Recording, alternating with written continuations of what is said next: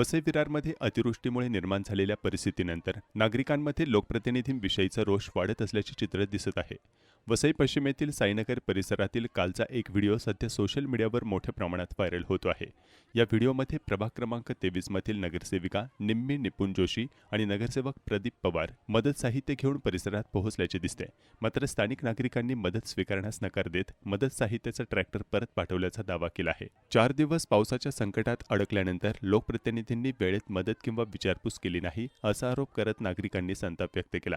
यावेळी संबंधित लोकप्रतिनिधींच्या विरोधात घोषणाबाजीही करण्यात आल्याचे व्हिडिओमध्ये दिसत आहे। हा व्हिडिओ सध्या सोशल मीडियावर मोठ्या प्रमाणात व्हायरल होत असून परिस्थितीनंतर नागरिकांमध्ये लोकप्रतिनिधींविषयी नाराजी आणि चीड वाढल्याची चर्चा परिसरात रंगली आहे।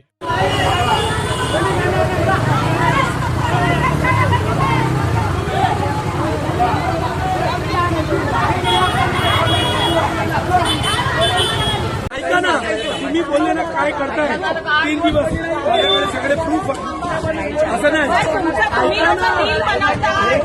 रील नाही बनवत प्रूफ आहे। लोक बनवतात साईनगरचं रील बनवलं तिकडचं कोणी बनवतात नाही। पाणी भरलंय त्याचं कोणी बनवलं नाही।